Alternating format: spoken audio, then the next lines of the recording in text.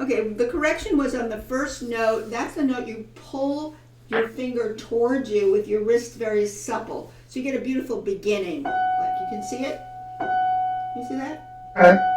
Yep. Out of that decay, you roll around to the downbeat, which is soft, which you did. Right? Can't be too loud. But I want you to go to the A sharp. Now do the answer. Make it softer on the answer. Right? The answer is softer. Now that's hard to do. So you need a little bit more arm weight on the question, which is this. Question. All the way to answer. Softer. Okay? Now this next F sharp you pull towards you as well because it's a long note. And then here you roll around to the D. You know, the thumb is softer here. Go to the D. It's big. Now you have to sigh down here. Sigh down. How do I do that? You notice how I do that? You have to wrist roll forward. And then soft B here. Soft B. What you realize. Resolve it. Resolve it. Now back in the keys for the question, right? Now the answer is... Now this has to be a soft F sharp, very soft. Now you need to drag your fingers so we don't hear tappy fingers at all. We hear three groups. We know about the three groups. Yeah. Start with drag it to there and drag the next note there and third group around the corner and then just roll up to there. Yeah, you'll be so sensitive to dragging your fingers through three big groups. Each group is getting less. Yeah, I need a little bit, a little less arm weight. The first time, it's big on this D, right? You push into that D, right? Push into that D. Now let everything weight off your hands. Float your arm now. I'm just floating the E to the C sharp. I'm just floating my arms through it. Very buoyant, very light. The E to the C sharp, that answers the diminished chord. This was a diminished chord. Now you're answering that, falling down, sighing. You're sighing out of the diminished chord where you put your leaning and then you're pulling back on your half step. It's half step down. You notice that? It's doing that. Okay. So lean less now. It's a very poignant, emotional drop there of the voice, of the sadness of that. Bum, bum, there, then sighing down. And then just fall away. See, I just fell away. I'm floating. I'm just totally floating on a cloud. Think you're on a cloud. Now watch here. This is floated. New idea. This is different than anything that came before that. Right? You get the idea what I'm saying? Now I want to go a little bit on to the second part because the second part you have to be really careful with those long notes, the dotted quarter notes. Those are your destinations, but the other notes can't be tapped out. They have to roll out of the long notes like this. Here's the long note. Now watch what I do. What do you see me doing? I roll out. Roll into there. See how I roll out of the long notes? So they're continuous sound. Flowing, floating, flowing. Floating to this. And roll. There rolls out of the long notes. You notice? Rolling motion. Roll into there. Roll into there. Roll into there. Yeah, you got to use rotations there. You have to do that. Roll into there.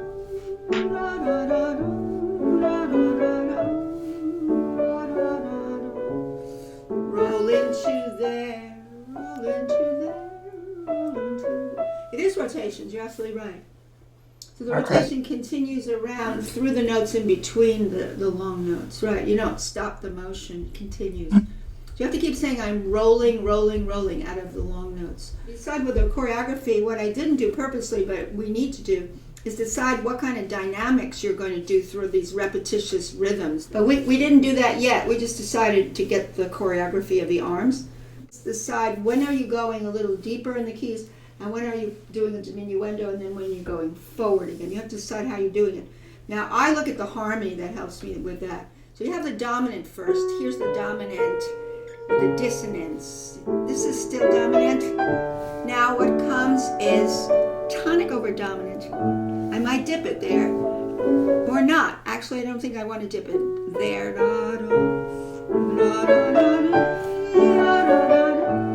I dip it here. I dip it there. Then I go back in the key, and I dip it here. See how I dipped it? Now I bring out the harmonic minor in the right hand. Listen to this. It's a beautiful moment in the piece. Because that's a completely change of the pattern that we've heard in this middle section. It's changed because it's gone down instead of going up each time, right? So what is the difference? The arm weight changes. Because sometimes you're freezing your fives a little. So if you freeze your fives, you don't have the continuous motion. Do you know what I mean?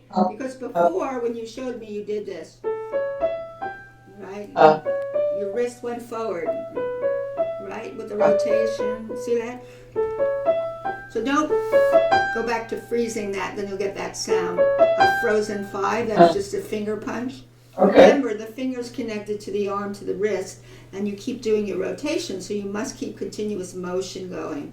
Fluid motions in circles. And I've been noticing on this, for dynamics, this is dominant.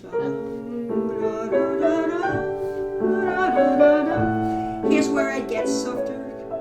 That's where I get softer. I stay soft, roll into there, and I get softer. Yeah. To there too. Okay. Makes a difference. And let's see what happens.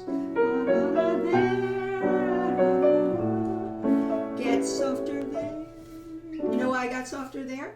Yeah. Right under is a tonic D major. It's your tonic after your dominant. That's exactly I did that. Even though it's a dissonance that it's folding back into the D, you can see this falls into the D. See, I keep having dissonances passing through. Right. So the big thing this week is not to lock your swirling rotational movement. That's a big deal for this section. Roll into there. And make sure you're rolling into the destination notes and you don't get tappy again on your eighth notes, such as here.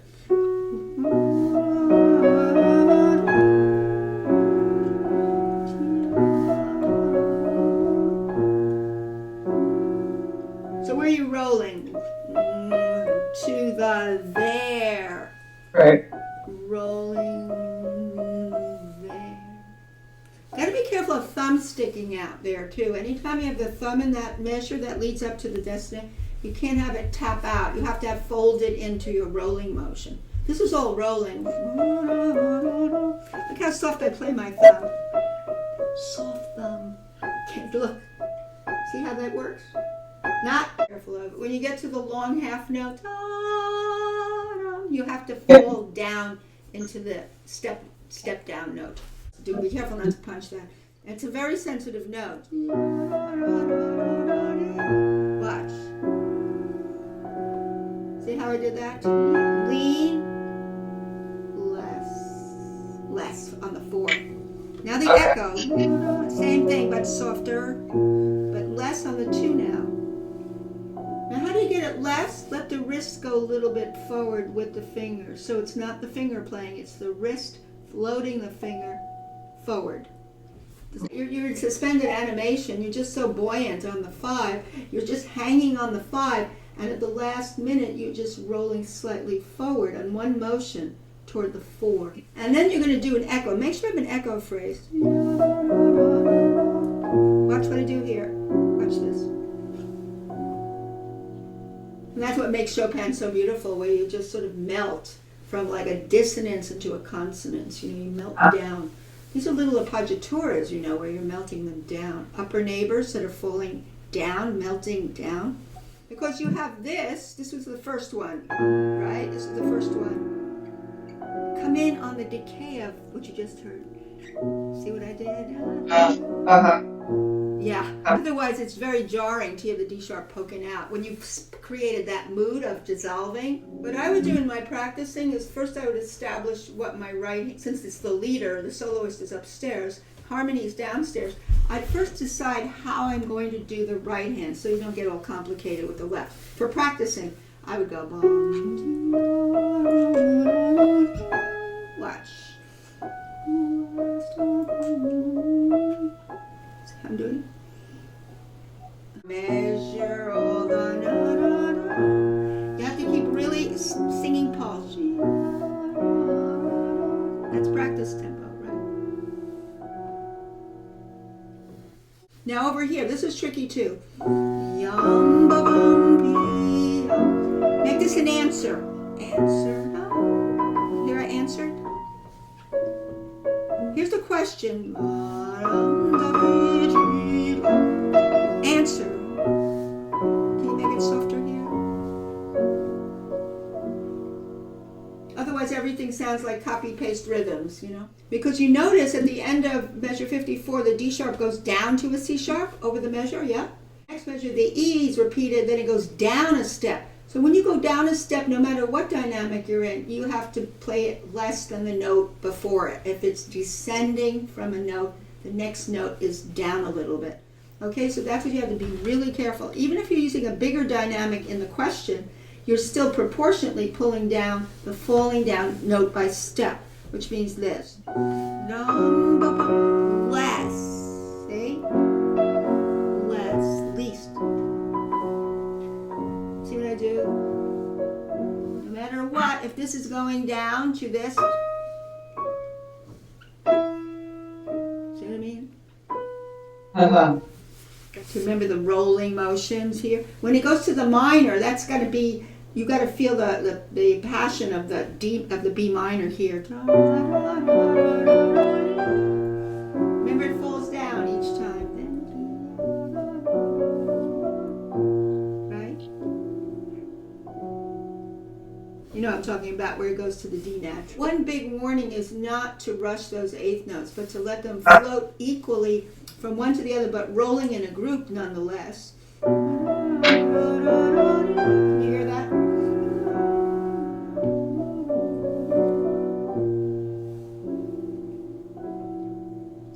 You want to be in the Chopin frame of the time. What was he saying and how was he saying it? With what mood picture is what you want to keep in your mind throughout the piece.